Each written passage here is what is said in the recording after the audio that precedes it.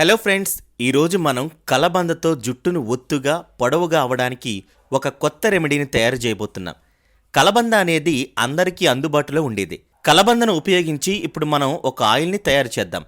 అది మీ జుట్టుకు మరింత బలాన్ని అందించి మిమ్మల్ని ఆరోగ్యవంతంగా ఉంచుతుంది అనడంలో సందేహం లేదు. ఎందుకంటే కలబంద అనేది మన ఆరోగ్యానికి ఎలాంటి సైడ్ ఎఫెక్ట్స్ని కలిగించదు.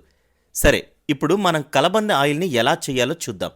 అది ఎలాగో చూసే ముందు మీరు మా ఛానల్ని మొదటిసారి చూస్తున్నట్లయితే సబ్స్క్రైబ్ చేసుకోగలరు. మరిన్ని అప్డేట్స్ కోసం బెల్ ఐకాన్పై క్లిక్ చేయండి.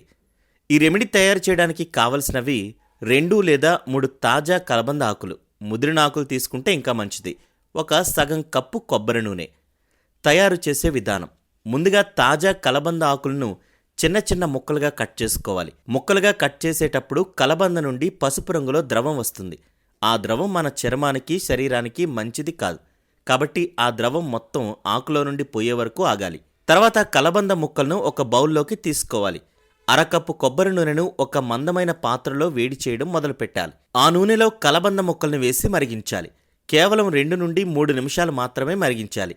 మరిగించిన నూనెను కాస్త వేడి తగ్గే వరకు ఆగి జాలిని ఉపయోగించి ఫ్రెష్ బౌల్లోకి వడపోయాలి. అంతే, కలబంద ఆయిల్ రెడీ అయినట్టే.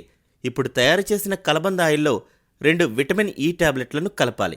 మరి ఎప్పుడు ఉపయోగించాలి అంటే, పడుకునే ముందు మహిళలు మీ ఒత్తైన కుదుళ్లకు ఇంకా పాపిట మధ్యలో బాగా చేతులతో మసాజ్ చేస్తూ పట్టించాలి. తర్వాత మరుసటి రోజు ఉదయం ఏదైనా షాంపూతో శుభ్రం చేసుకోవాలి. ఇలా మీరు వారానికి 2 లేదా 3 సార్లు ఉపయోగిస్తే మంచి ఫలితాలు కనిపిస్తాయి. ఇది వాడితే మీ జుట్టు నల్లగా మారి పట్టుకుచ్చులాగా తయారవుతుంది. మీ వెంట్రుకలు రాలడం కూడా ఈ కలబంద ఆయిల్ నియంత్రిస్తుంది. గుడ్ కంటెంట్ కోసం మా ఆనంద లహరి ఛానల్కి సబ్స్క్రైబ్ చేయండి. పక్కనే ఉన్న బెల్ ఐకన్ని ప్రెస్ చేయండి. Thank you.